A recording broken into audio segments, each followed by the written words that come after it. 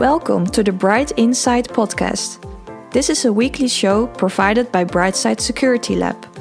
We're talking about updates on security regulations, requirements, and perspectives on the current cybersecurity developments. Security is becoming more widely used and important at home, work, school, or in your personal life. Think about GDPR and the Cybersecurity Act. Cybersecurity is a shared responsibility. The more systems we secure, the more secure we all are. Thank you for listening to Bright Insight. Thank you, John, for joining us. Thank you for being here today. No problem. Today, we are having this podcast and we were talking about certification and what is the state of the certification. And I know you guys, you're doing a lot of certifications. You, on top of it, you have presence globally. So I'm pretty sure you have some experience to share with us about what's happening in the world of certification. And then probably later we can talk more specifically about Europe. But hey, John, do you mind introducing yourself to the audience for some people, because probably there's somebody who is not familiar with you, although a lot of people know you already. Please go ahead and introduce yourself. My name is John Boggy, and I am the head of cybersecurity certification for NXP Semiconductors. NXP Semiconductors is one of the largest microcontroller manufacturers in the world.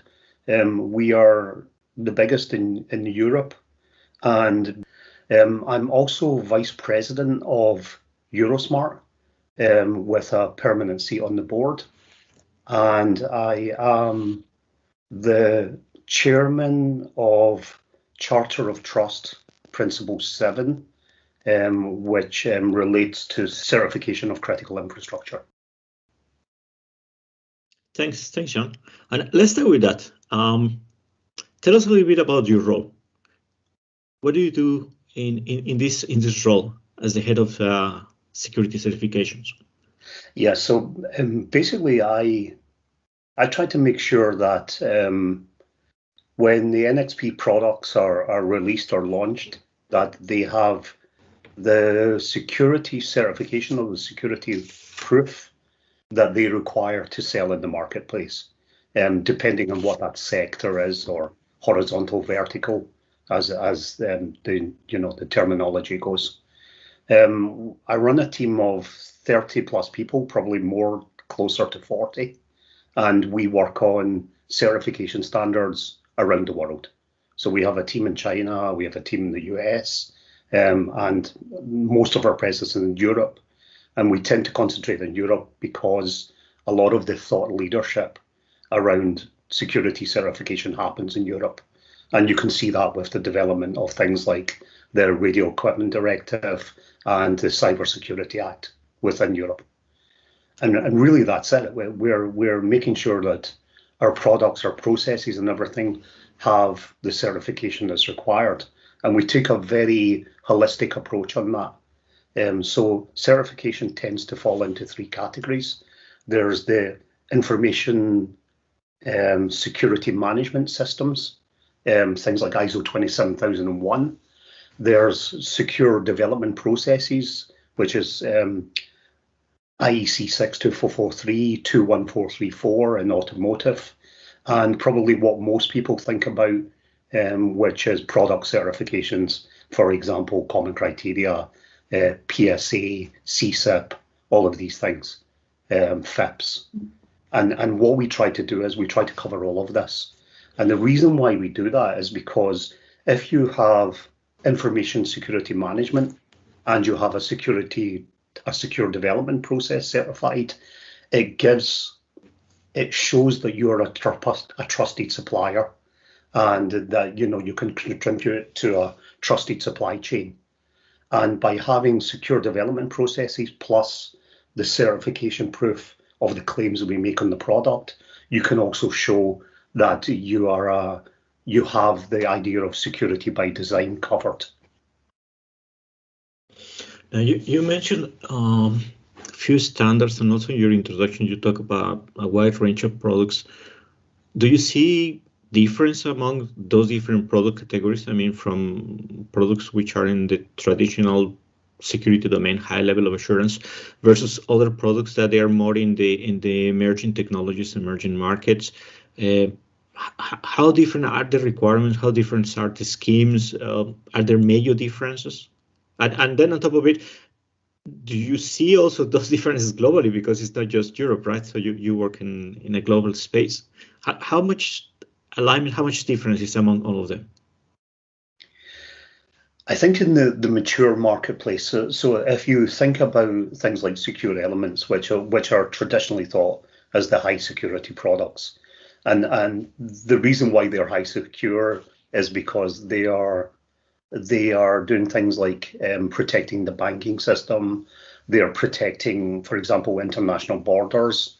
Now, when you get to the emerging markets, so when you go more into the consumer IoT, there isn't this drive to have these high security products because, at the end of the day, it's maybe a speaker or it's your fridge, and with those products, what can happen? Maybe they steal your Wi-Fi code, or maybe they order too much milk or whatever.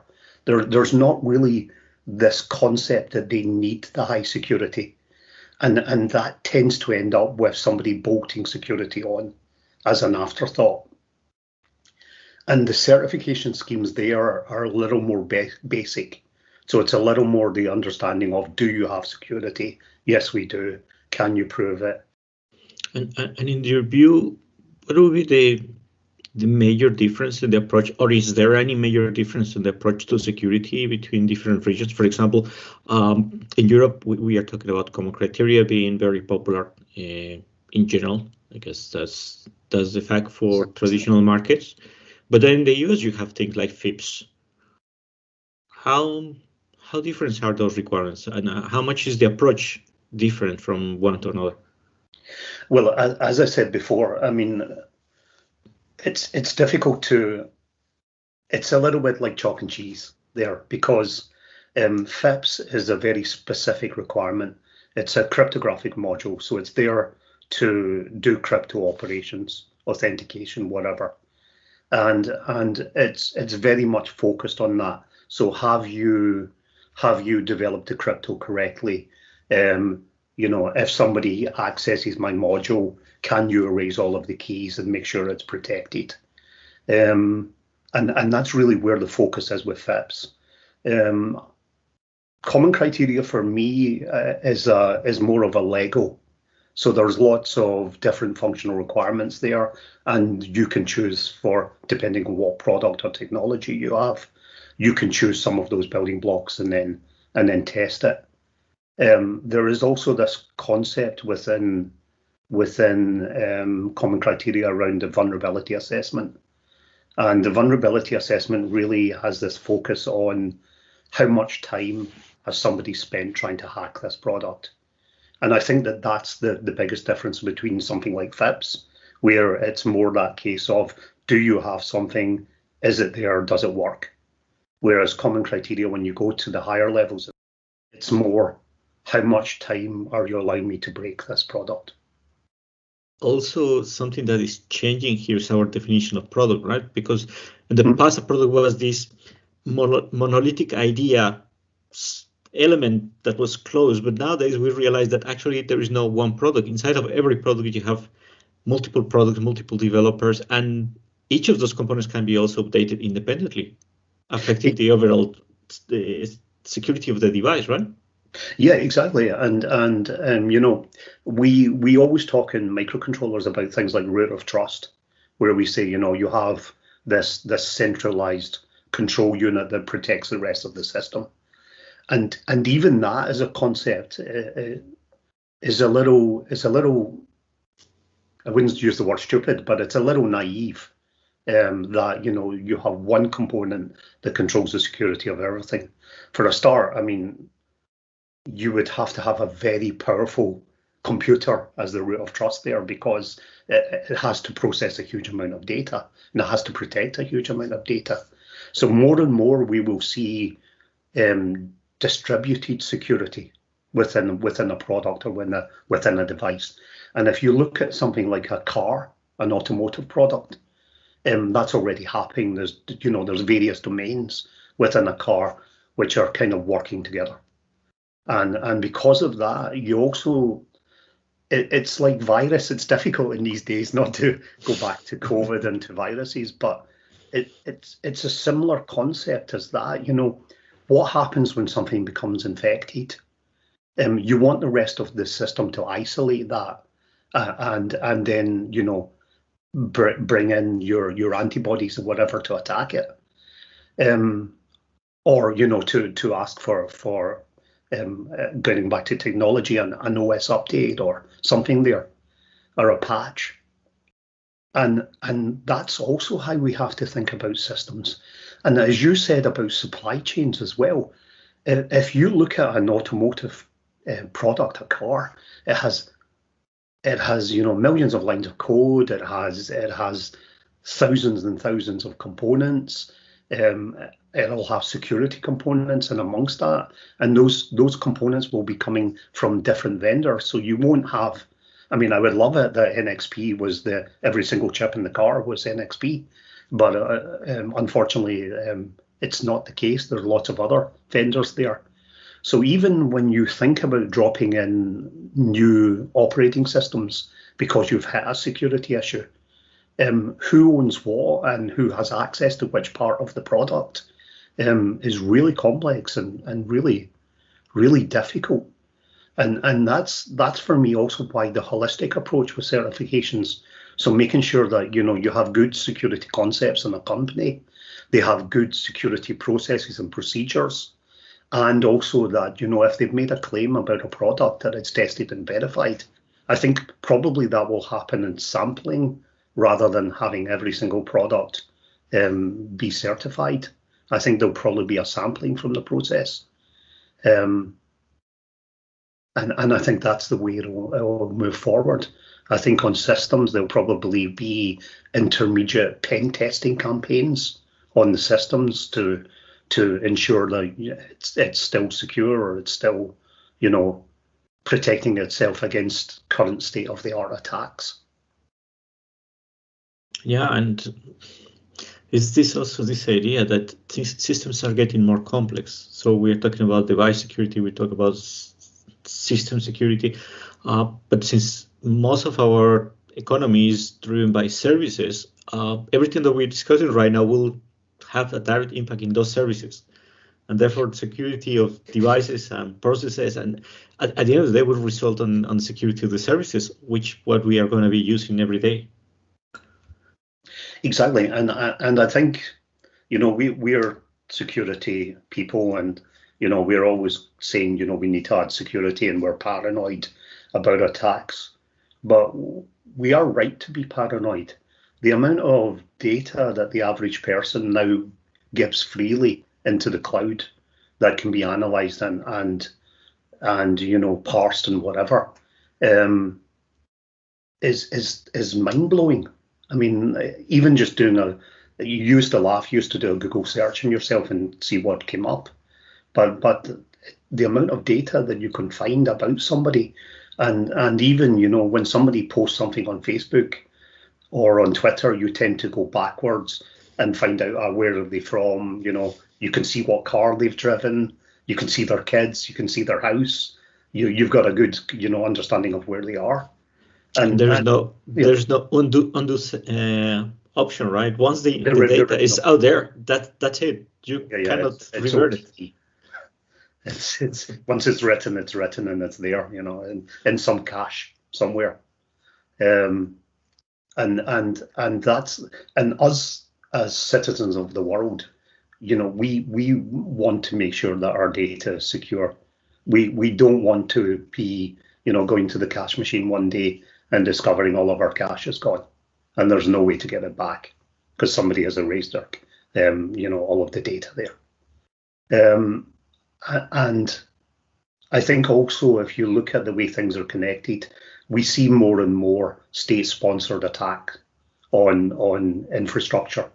I mean, we had one recently, a denial of service in Scotland, which cost an NGO a lot of time and money, and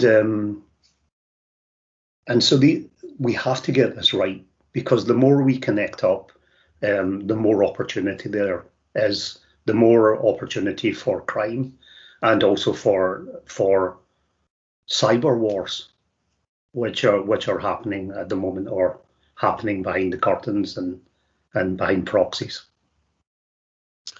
How much the maturity of developers have to do with this? Because of course, if the developer knows what they're doing, they understand best practices, they have security hygiene, etc., they should reduce the risk. But the fact is, how many of those developers are ready to do something like that? I think most developers know that they have to add security. The problem is that security for so long has been seen as a bolt-on, and for me, it fundamentally starts at university, because at university, security is seen as a module. You add a module onto your course, and yet something like functionality. So when somebody is designing or developing or coding, they'll have a specification that they design or develop to, and that will have some sort of operating window that they need to have the system working in. And as in engineers, we are told to make algorithms efficient, which often translate in insecure. Exactly, and this is the old thing that you as a lab see time and time again, where somebody I've added security, and then they go, the compiler compiled it out. Making efficient code. Yeah, exactly. It's why are you checking this twice? You don't need to do that. You only need to do it once. And really that's where we have to start again. We have to think about the next level, the next generation of engineers, and really the whole idea of security is part of the system. So it's not only defining a window for operation, it's also making sure that this system stays in that window, and when it starts to move out of that window of operation, how do you pull it back in to running safely again? That sounds like a good point to start. Going back to the basics, going back to our future generation of engineers, and then only then we will be looking to address this security by design we kept talking about, right? When this is already embedded in our education system for the future engineers of this world. Yeah. Thank you, John. Thank you very much. Thank you for listening to Bright Insight. In the next episodes, we will cover different topics, such as the EU Cybersecurity Act, the business case of security evaluations, common criteria, SASIP, IoT, and software-based security. Stay tuned and subscribe on brightside.com.